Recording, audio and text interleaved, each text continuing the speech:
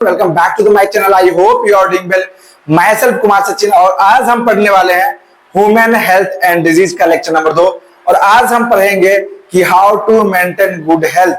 हम अपने इस हेल्थ को, इस स्वास्थ्य को किस तरह से मेंटेन रखें कि हमारा जो शरीर है वो स्वस्थ रहे, वो हेल्दी रहे।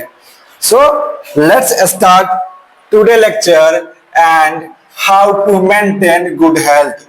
अपने हेल्थ का किस तरह से हम ख्याल रखें कि हमारा जो हेल्थ है वो स्वस्थ रहे, वो मस्त रहे और हम लोग डिजीजेस फ्री रहे, हम लोग को बीमारी ना हो और हम स्वस्थ रहे और काम करें। सो सबसे पहले बैलेंस डाइट रखना है। हमें अपने खान पान पे थोड़ा सा खान पान पे ध्यान देना होगा कि हम कौन खाना खा रहे हैं, क्या खा रहे हैं, नहीं खा रहे हैं। कुछ ऐसा तो नहीं खा रहे हैं जो हमारे शरीर का हानिकारक हो सकता है। तो हमें बैलेंस डाइट रखनी होगी, खाने पीने पे ध्यान देना होगा, पर्सनल हाइजीन रखना होगा। देखो भाई, सबसे पहली ना, जब हम कभी भी कोई भी चीज खाते हैं और पीते हैं, खाने और पीने में कभी ना माइंड को बहुत एक्टिव रख के काम करना, क्योंकि खाने से और पीने से ही 90% बीमारियां होती है। तो अगर तुम साफ सफाई में खाना वाना खाओगे, अगर तुम साफ पानी पियोगे, स्वच्छ पानी पियोगे, ज्यादा देर का खाना नहीं खाओगे, चाहे उगरा हुआ खाना नहीं खाओगे, जो ओपन बॉक्स होते हैं ना खाना का, घर में मक्खी वक्खी चलते रहता है और खाना पर आके बैठ जाते हैं, सब ऐसा खाना खाते हो। तो इस चीज को थोड़ा मेंटेन करना, साफ सुथरा रखना जहां पर खाना वाना बनता है, हाइजेनिक मेंटेन रखना अपने आप को, नहाना धोना, एक्सरसाइज करना। तो ये सारी चीजें इंपॉर्टेंट है गुड हेल्थ के लिए। रेगुलर पर्सनल हाइजीन केयर करना, नहाना धोना, साफ कपड़े पहनना, कपड़ा प्रेस करके पहनना, रोज मॉर्निंग में उठ के ब्रश करना, नहाना, ये सब चीज क्या है, पर्सनल हाइजीन के हिस्से में आता है। और पर्सनल हाइजीन में क्या बताता है कि मेंटेन गुड हेल्थ करनी है ना आपको। देन रेगुलर एक्सरसाइज करो, रोज मॉर्निंग में वॉकिंग करो, दौड़ने जाओ, मैनेजिंग स्ट्रेस करो। स्ट्रेस सबसे बड़ी एक इंपॉर्टेंट टॉपिक है कि हम अपने माइंड को इग्नोर कर देते हैं। फिजिकल अपीयरेंस, फिजिकल हेल्थ के साथ साथ हमें मेंटल हेल्थ पे भी ध्यान देना होगा। और जब हम यहाँ से स्ट्रांग हो जाते हैं ना, तो ऑलरेडी जो हमारा बॉडी सिस्टम है, हमारा जो फिजिकल एक्सपीरियंस, हमारा जो फिजिकल हेल्थ है वो ऑलमोस्ट ठीक ही रहता है। बिकॉज आपका हेल्थ, मेंटल हेल्थ अगर खराब रहेगा तो फिजिकल हेल्थ में वो सारी चीजें, वो सारे सिम्टम्स दिखते हैं कि आपका मेंटल हेल्थ, या आप स्ट्रेस में हो, या आप एंजाइटी में हो, आपके अंदर कुछ चिंता तो चल रही है। तो ये सारी चीजें कहां पर आती है, ये आती है मेंटेन गुड हेल्थ में।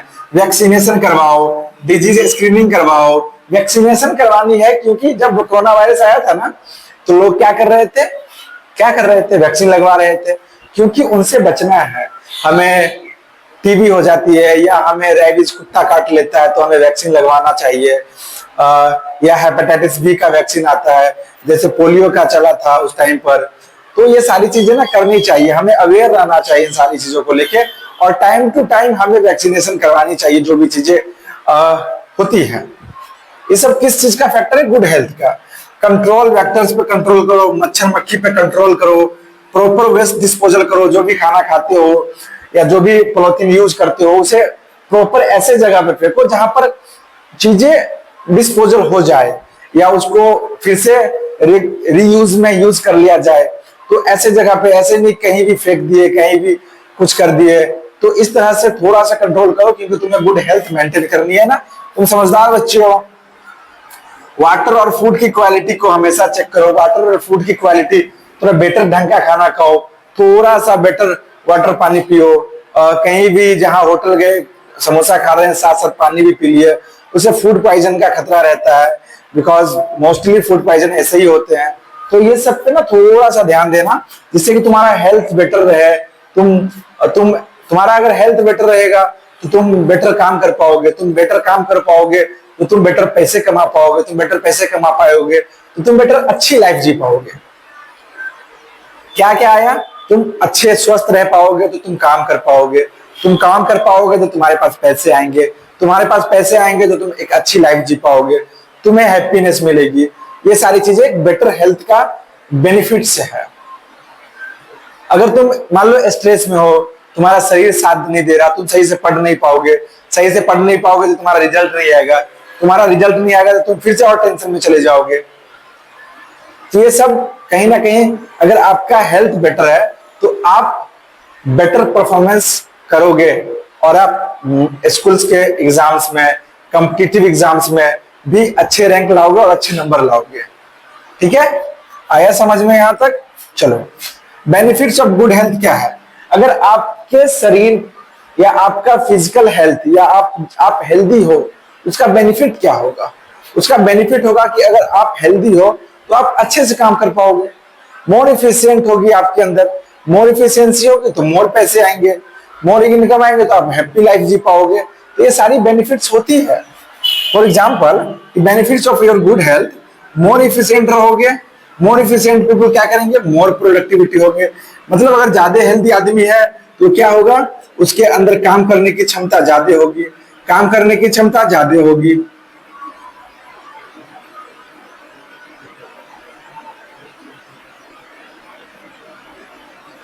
काम करने की क्षमता ज्यादा होगी, काम करने की क्षमता ज्यादा होगी तो मोर इनकम आएगा,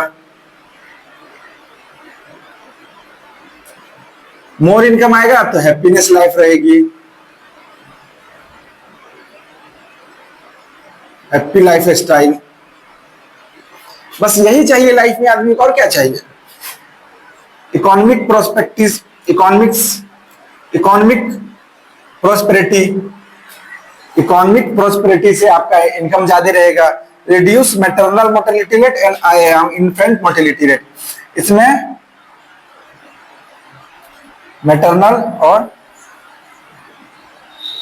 इन्फेंट, मैटरनल मोर्टेलिटी रेट और इन्फेंट मोर्टेलिटी रेट। अगर आप हेल्दी रहोगे, आप प्रेग्नेंट हो, आप प्रेग्नेंट वोमेन हो, आप डिलीवरी के लिए जाते हो, अगर आप पहले से हेल्दी थे तो क्या होगा? आप भी बचोगे और आपके बच्चे भी बचेंगे, जो आने वाले हैं बच्चे। तो ये सारी चीजें, अगर आप गुड हेल्थ है तो ये सारी चीजें बेनिफिट्स होती है। आया यहां तक समझ में? चलो, इंक्रीज लॉन्गेविटी ऑफ पीपुल, आप लंबे समय तक जी पाओगे, आप लंबे समय तक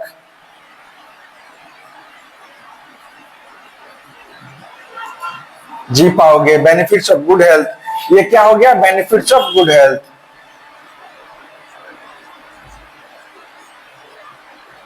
बेनिफिट्स ऑफ गुड हेल्थ।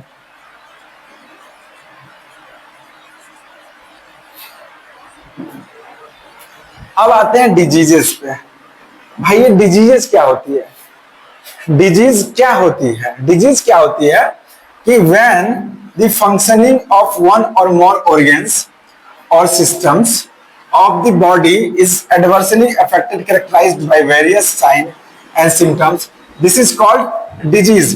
देखो, जब भी कभी हमारे शरीर में कोई भी ऑर्गन, कोई भी अंग अफेक्ट हो सकता है या कोई भी अंग अफेक्ट हो गया है, उसके कारण एडवर्सली इफेक्ट आ रहे हैं हमारे बॉडी में, फीवर आ रहा है, वोमिटिंग आ रही है, या बार बार फीवर आ रहे हैं, ठंड लग रहा है। जब मलेरिया का पैरासाइट हमारे ऊपर अटैक करता है तो क्या होता है?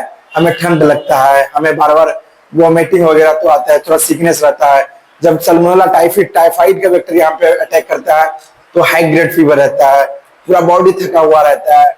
तो ये सारे जो सिम्टम्स पहले आते हैं ना, कि थकावट, जुकाम, बुखार, सर दर्द, बॉडी दर्द, कमर दर्द, और जो भी सारी चीजें तुमको बार बार वोमिटिंग, ये सारी चीजें जो लक्षण है, ये सिम्टम्स है, ये सारी चीजें आने लगती है ना, तो हमें पता चलता है कि कोई ना कोई वायरस, बैक्टीरिया, पैथोजेंस या पैरासाइट्स हमारे ऊपर अटैक कर चुका है, और उससे हम डिजीज कहते हैं। उसे हम क्या कहते हैं?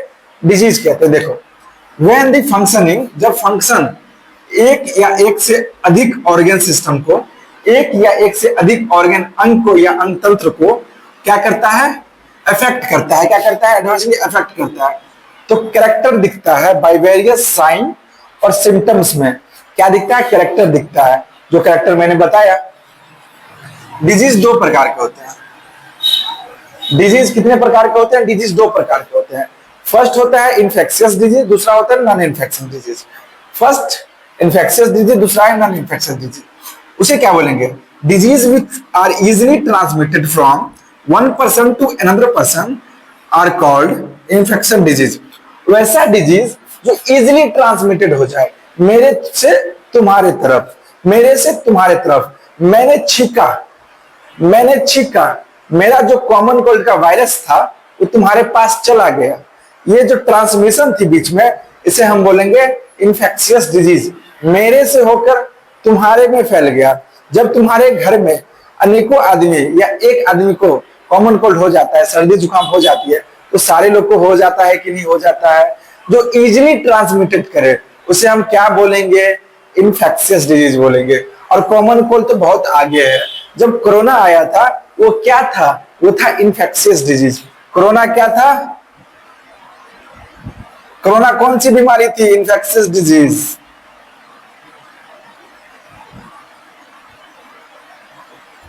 कोरोना कौन सा था डिजीज?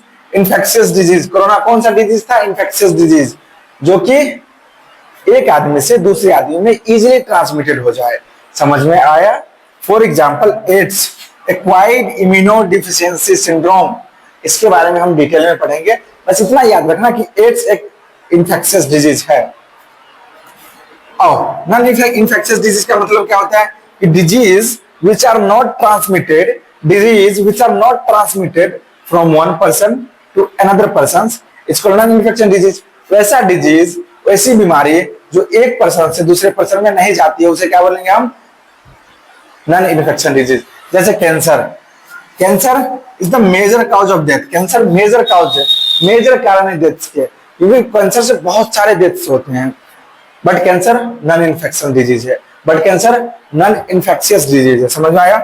और drugs and alcohol, drugs and alcohol abuse also affect our health and adversely. जो ड्रग्स लेते हैं, जो नशा करते हैं, अल्कोहल पीते हैं, ये सारे हमारे शरीर को, हमारे बॉडी को कहीं ना कहीं अफेक्ट करती है और हमारे हेल्थ पे इसका खतरनाक प्रभाव पड़ता है। इसलिए नशा वशा मत किया करो। और पैथोजन क्या होता है? पैथोजन वो होता है जिसके कारण हमें बीमारियां होती है, जिसके कारण हमें बीमारियां होती है, उसे हम क्या बोलते हैं? पैथोजन। जैसे बैक्टीरिया से हमें बीमारी हुई, जो बैक्टीरिया है वो हमें बीमारी कर रहा है, हमारे शरीर के अंदर आके वो हमें बीमारी ग्रस्त कर रहा है, उस बैक्टीरिया को हम बोलेंगे पैथोजन। उस बैक्टीरिया को क्या बोलेंगे? पैथोजन। फॉर एग्जांपल कि a wide range of organisms belonging to a bacteria, viruses, fungi, protozoa, helminths could be cause disease, जो बीमारी करती है। In man such disease causing organisms are called pathogens. वैसा ऑर्गेनिजम्स जो हमारे शरीर में बीमारियां करती है या हमारे शरीर को बीमारी ग्रस्त करती है, जैसे बैक्टीरिया, प्रोटोजोआ, वायरस, फंजाई, हेलमिंथ्स, ये सारी चीजें अगर किसी से भी हमारा बॉडी बीमार होता है तो उसे हम क्या बोलेंगे? पैथोजेंस बोलेंगे। और पैथोजेंस कौन कौन से हैं? कॉजेटिव एजेंट जो बीमारी करती है वो है बैक्टीरिया, वायरसेस, फंजाई और प्रोटोजोआ और हेलमिंथ्स। तो यहां तक समझ में आया? अब